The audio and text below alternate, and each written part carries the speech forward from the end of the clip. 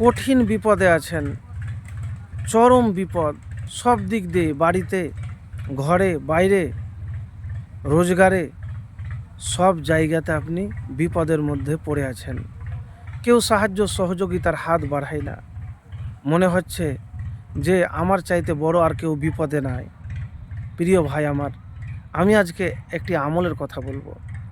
এই আমল যদি আপনি করতে পারেন, তাহলে আপনি যে চরম কঠিন বিপদে আছেন, ইনশাআল্লাহ আপনার বিপদ থেকে দ্রুত মুক্তি পাবেন, বিপদ কেটে যাবে। তো সেই মহামূল্যবান দোয়া যেটি আপনিও জানেন, কিন্তু আমাদের আমল নাই। আর আমল যদি না থাকে, বিশ্বাস যদি না থাকে, ভরসা যদি না থাকে, তাহলে দোয়াতে আমলে কাজ হয় না। তো আল্লাহর প্রতি ভরসা এবং বিশ্বাস রেখে লা ইলাহা ইল্লা আন্তা সুবহানাকা ইন্নী কুনতু মিনাজ জালিমিন পাঠ করলে আপনি বিপদ থেকে মুক্তি পাবেন। এবারে আপনাকে বলি, ইউনুস আলাইহিস সালাম মাছের পেটে ছিলেন।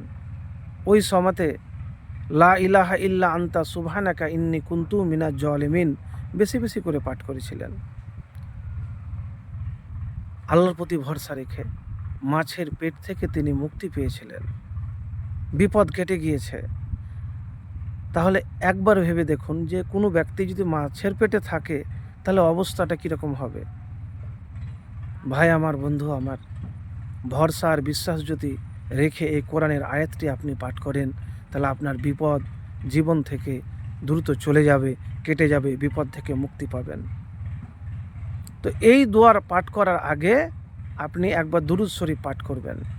আল্লাহুম্মা সাল্লি আলা মুহাম্মাদিন ওয়া আলা আলি মুহাম্মাদ কামা সাল্লাইতা আলা ইব্রাহিমা ওয়া আলা আলি ইব্রাহিমা ইন্নাকা হামিদুম মাজিদ।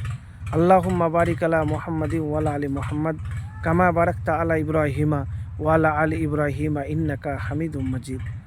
আর যে আমলটি করবেন, দেখেন আপনি কষ্টে আছেন, কষ্টের কথা কোনো মানুষকে, পরিবারের মানুষকে না শুনিয়ে যদি আল্লাহর কাছে আপনি দোয়ার মাধ্যমে বলতে পারেন, সাহায্য চাইতে পারেন, তাহলে আল্লাহ যথেষ্ট হবে।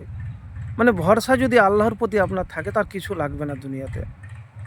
প্রিয় ভাই আমার, আপনি খুব কঠিন বিপদে আছেন, না শুকরিয়া করবেন না, ভাগ্যকে গালি দিবেন না যে এই কারণে আমি বিপদে পড়েছি, এর কারণে পরিবারের জন্যে বা না গেলে, এই রকম না শুকরিয়া কথা বলবেন না। আপনি বলবেন শুধু আলহামদুলিল্লাহ, আলহামদুলিল্লাহ, আল্লাহ যা রেখেছে আমাকে ভালো রেখেছে, আমি ভালো আছি। তো বিপদের সময়তে হয়তো প্রায় মানুষ বলে যে ধৈর্য ধারণ করো, কিন্তু ধৈর্য ধারণ করা, সবুর করা কঠিন কাজ। এই কঠিন কাজটাকে যদি আপনি সহজে করতে পারেন না, তাহলে জীবনে আর কিছু লাগবে না।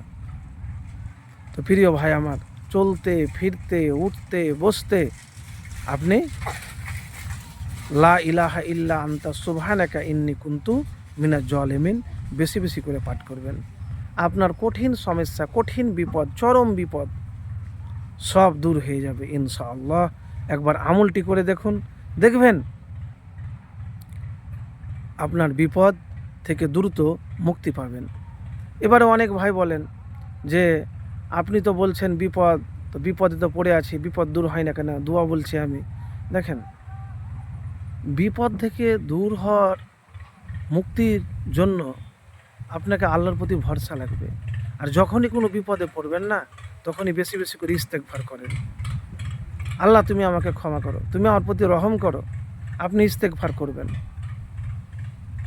করে একবার দেখুন, ইনশাআল্লাহ হতে পারে আপনার সেকেন্ডেই বিপদ দূর হয়ে যাবে।